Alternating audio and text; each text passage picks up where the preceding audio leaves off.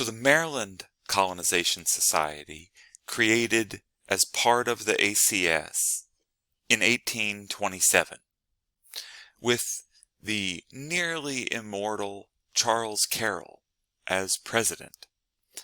I know that earlier in the lecture I told you Charles Carroll died, but we backed up and sort of went back through the timeline to look at colonization and slavery here. That's why he's still alive.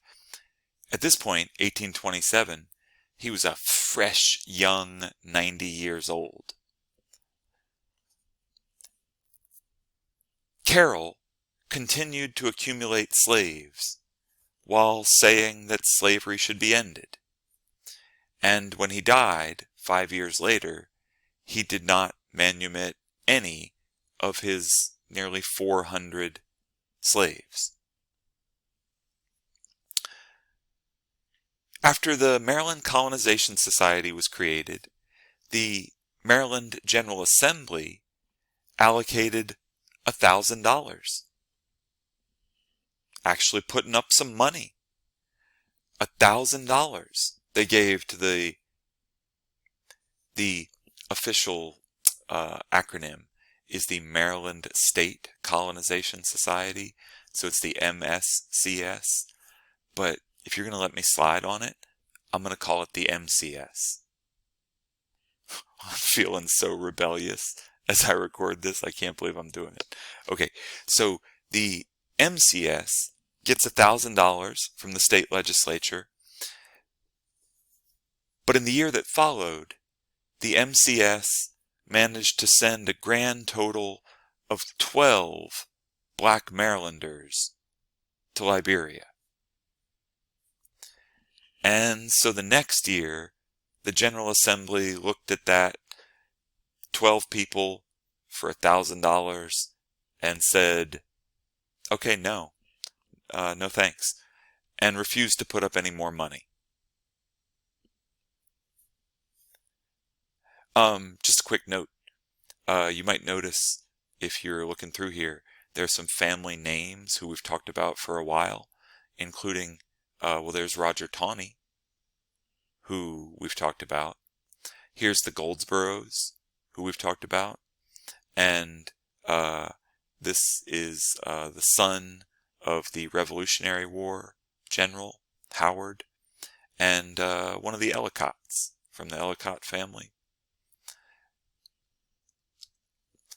Now, free black people obviously saw all of this as a dangerous threat. And there was a minority of free black people who agreed with the ACS. It appears to have been something like 5 to 10% of free black people who basically thought, yeah, this place sucks. We'd be better off somewhere else. But the way most free black people saw it, I guess the simplest way to convey it is that they said, it's my country too. I was born here. My dad fought in the Revolution just like your dad did. It's my country too. My sweat and blood has helped build this place, and it's my country too. And I'm not going to let you guys with your fancy suits and your big money come along and tell me that I should leave my country. No.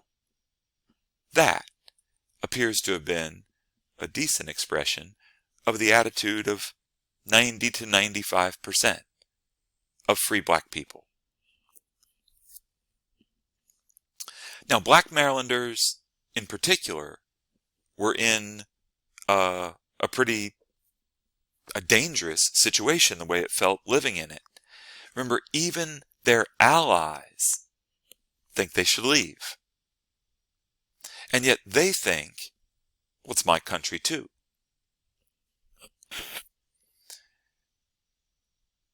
Black Marylanders, especially those in Baltimore, free black Marylanders, got their black news, if that makes sense, from Freedom's Journal. This was the first black-owned, black-edited newspaper anywhere in the U.S.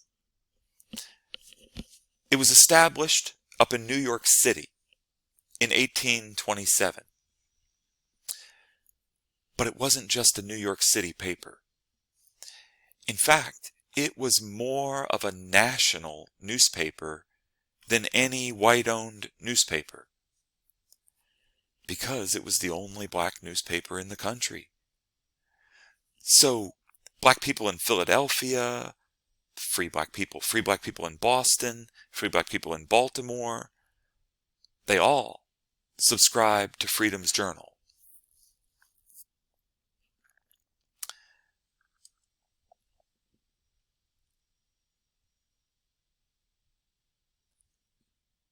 Showing the danger that free black people were in, the Maryland General Assembly passed a law in 1828 that said that if a free person helped an enslaved person run away or escape, they'd get 6 years in the penitentiary.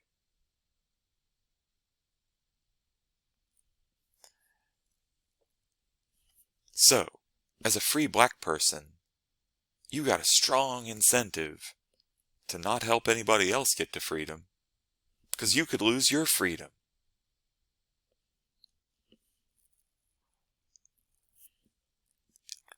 In these same years, this guy, a Quaker named Benjamin Lundy, established an anti-slavery newspaper in Baltimore. I don't know if newspaper is quite the right word.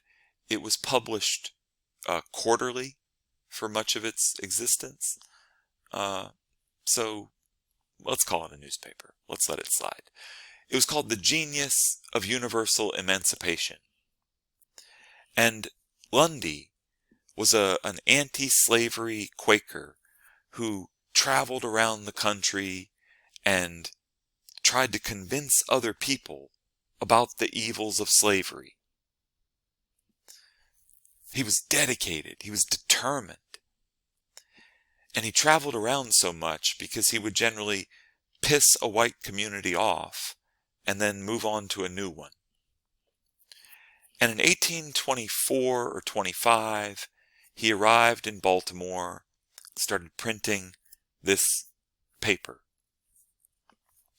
While working on the paper, he also continued traveling around, giving speeches and lectures. And while he was up in Boston, he met this younger white guy who's anti-slavery, whose name was William Lloyd Garrison. Garrison was geeked to meet Benjamin Lundy. Garrison was anti-slavery, felt like most people didn't want to talk to him about it, but Lundy was, so passionate about it that he's traveling around the country, telling people, and trying to get them to care. So Garrison asked Lundy if he could come to Baltimore and join him working on The Genius. Remember, The Genius is short for the long-titled Genius of Universal Emancipation.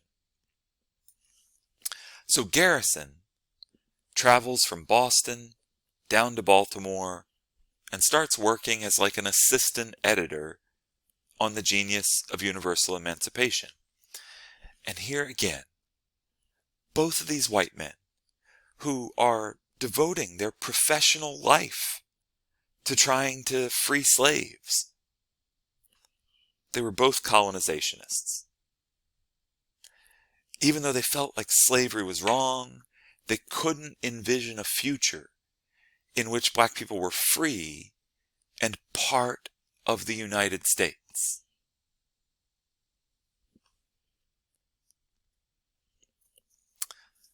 That wound up changing for William Lloyd Garrison during his years in Baltimore.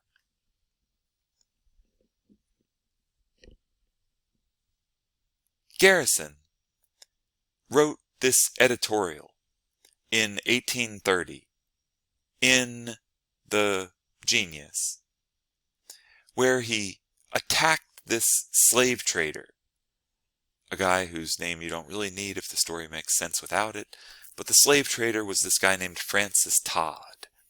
And Garrison knew the guy from up in Boston, and he singled him out and attacked him pretty toughly, saying that people like Francis Todd were enemies to their own species, highway robbers and murderers, who are likely to occupy the lower depths of hell. Dang. Francis Todd said, I'm not an enemy of my own species. I'm not a highway robber and murderer. So he sued William Lloyd Garrison for libel. I've titled the slide, Libeling a Human Trafficker, because that's what slave traders are, right? They're human traffickers. But Francis Todd sued Garrison, and the case is in Maryland courts. And the Maryland courts sided with Francis Todd. They said Garrison was knowingly printing false things about Francis Todd. Garrison's position was, I know exactly what I wrote, and I wrote it 'cause it's true. Ain't no lies in there, dog. That's what Garrison said in the courtroom. I wish. It's a paraphrase. So Garrison was ordered to pay a fine of $1,000.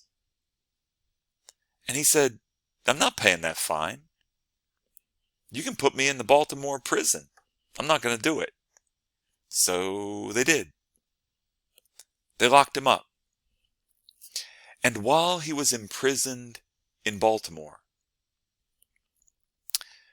getting this terrible prisoner's diet of like moldy bread and crappy water, he was looking out the window of his prison cell, where he could watch slaves being bought and sold on the auction block in Baltimore.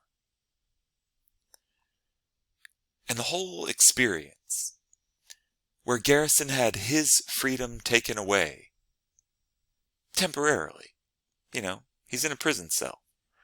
He got, I forget, like a 3.5-month sentence, something like that.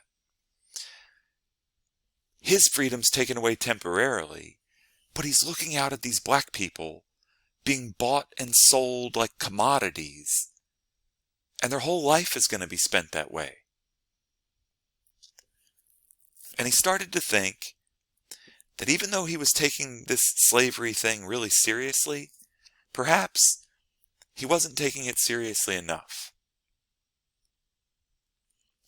And when he got out of prison, he did something that it sort of feels weird to give someone so much credit for, but in the times that he existed, it was remarkable. He went to listen to black people. And he started with leaders of Baltimore's black community, like William Watkins, of whom there is no portrait, but there is a gravestone. William Watkins often was published in Freedom's Journal, that black newspaper up in Baltimore. He was like the Baltimore correspondent to the New York newspaper. So Garrison, maybe here's a good way to think of it, instead of just telling black people what they should do, Garrison went to listen to black people.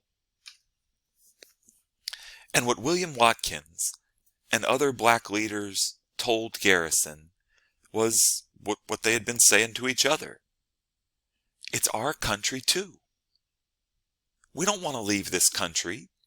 We want this country to treat us like we're Americans, like we're citizens, like it's our country too. And Garrison was converted. That's the way he talked about it for the rest of his life. Converted, as he would put it, to a colored point of view. He said that he had come to see the country and its problems the way that colored people did.